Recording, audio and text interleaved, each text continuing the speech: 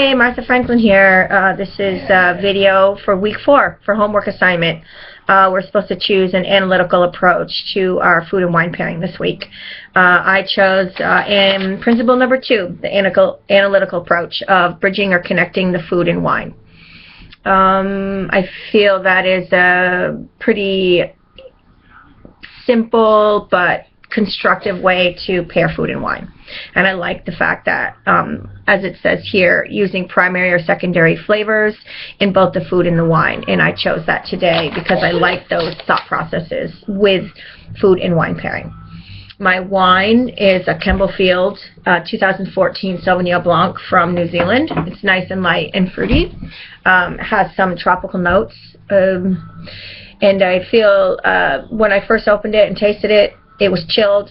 It was too cold. It tasted more just acidic. I didn't really taste a lot of the fruit flavor. As it came more to room temp, the flavors came out and it actually has some really nice tones and notes of tropicalness. As I'm letting it sit more, I even taste like a little bit of pineapple, which I think sounds kind of funny and odd. But certainly it's nice and light. The dish that I chose to cook today was a classic French dish that I used to serve at a restaurant in San Francisco, a French restaurant, and it was a Marseille shrimp stew, we called it, and it had fennel, onion, leeks, tomato, orange, butter, white wine, shrimp, and we served it. It was an appetizer, and we served it with a rouille, which is a classic French mayonnaise-based sauce, like a spread that we would put on toasted baguette. And so you would smear this bread on the baguette, and you would eat your shrimp, and you would sort of dip the bread with the schmear in the sauce or the liquid that was left with the shrimp, and it was very tasty. I like that dish. Has great flavor, very classic French. The updated version, I chose to, since this is a tropical wine from New Zealand and had some nice light notes, I chose to cook shrimp as well. I marinated in a little chimichurri, which is a Brazilian sauce that has parsley, cilantro, garlic, red wine vinegar, a little bit of olive oil. So I marinated the shrimp in that, and I sauteed that with some snow peas instead of fennel. I like the snow peas. They're nice and light, some crunch in there, some nice color.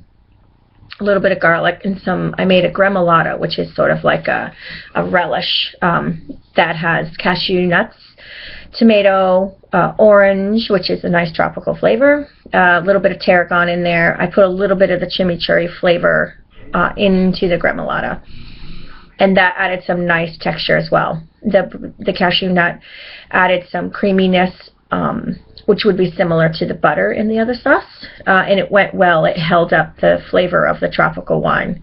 The shrimp itself was nice and light and sauteed, not overcooked. It's not tough. It was tender, and so very simple flavors, very sort of tropical. I was worried as I was cooking it that it might be too acidic with the wine, and it ended up not being that way. I think if I had let the shrimp sit longer in the marinade, more like 2 hours, it might have started to cook the shrimp and then been a little tough and maybe too acidic. Didn't do that this time, just sauteed it nice and quick.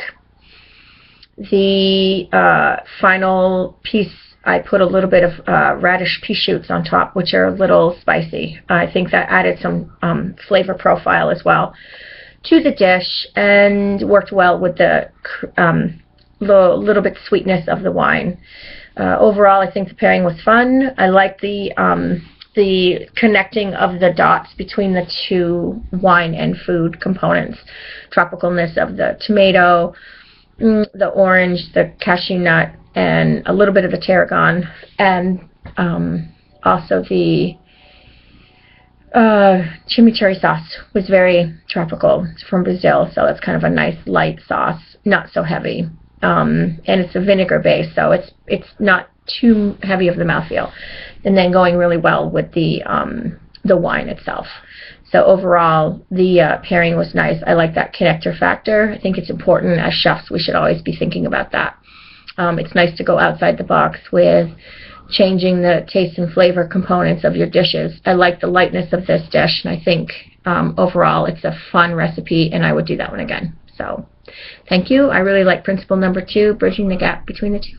Thank you.